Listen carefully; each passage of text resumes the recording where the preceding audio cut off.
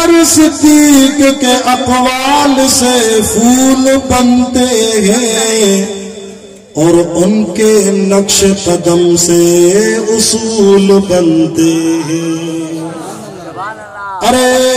غافل مجھ سے ابو بکر صدیق کی شان نہ پوچھ. ارے غافل مجھ سے ابو بکر صدیق کی شان نہ پوچھ جن کے گھر سے دلہا خود رسول بنتے ہیں. جن کے گھر سے دلہا خود رسول بنتے ہیں. ثانی اثنین ہے اللہ کا شیدائی ہے. پیچھلے بھی تو نا سبحان اللہ. سبحان اللہ دے کرے اللہ مفت میں جنت میں باغ ہنائی دے.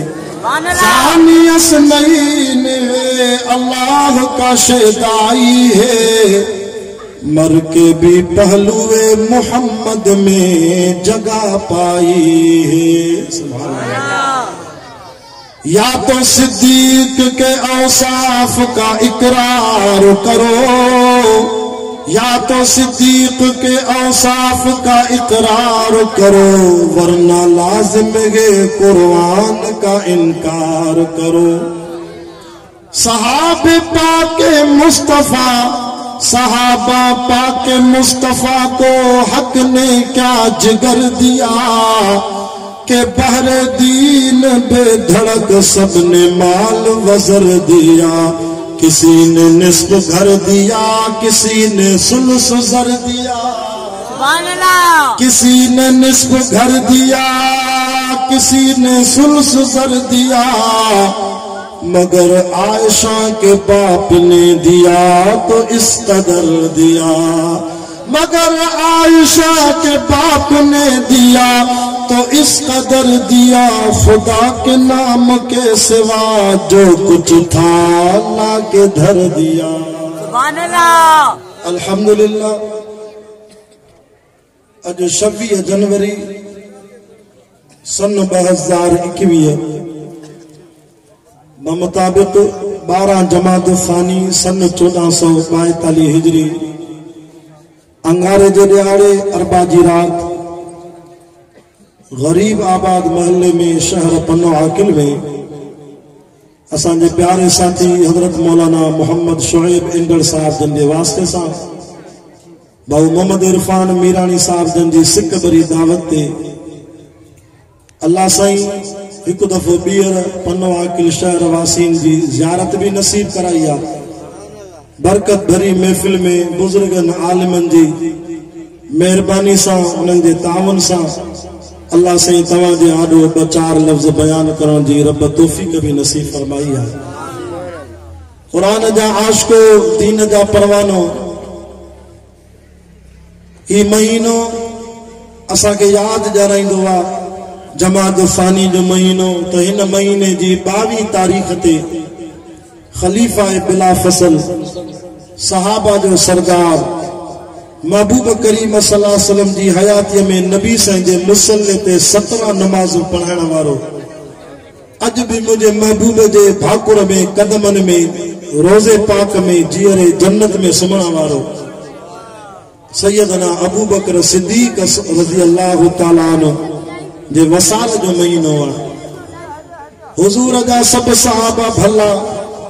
اسا جمعیت علماء اسلام علماء دیوبند جو تیو عقید ہوا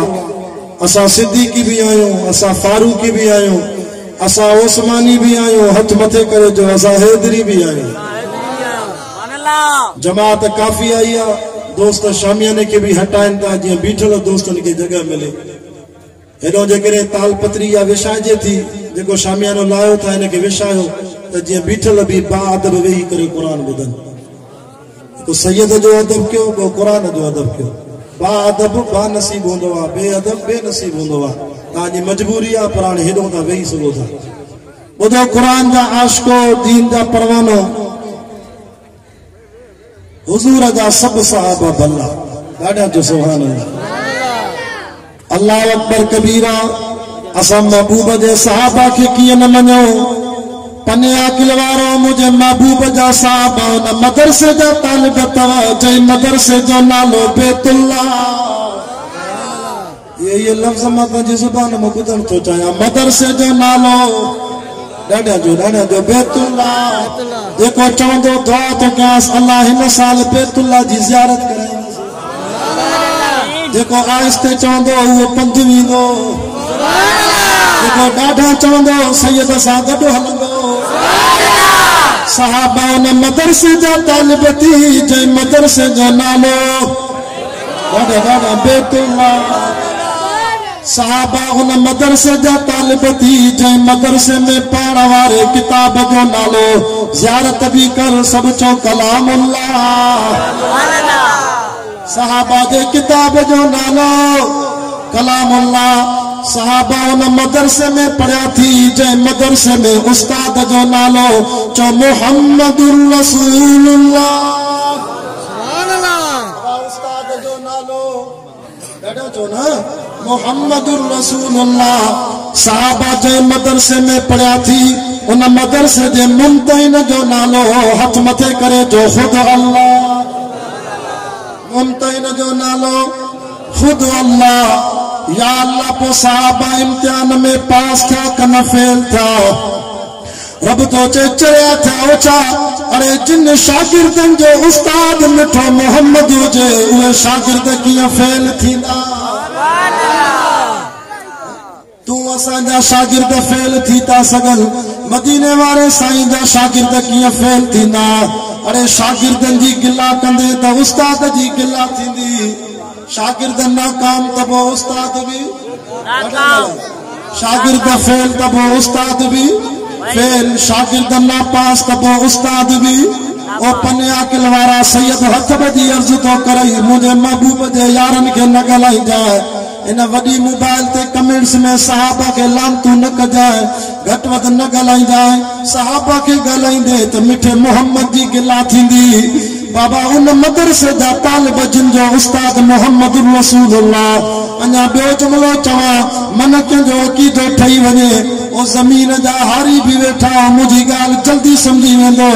ओ सोना उन ज़मीन जी पोख कीअं ख़राब थींदी जंहिं पोख जो हारी मिठो मोहम्मद हुजे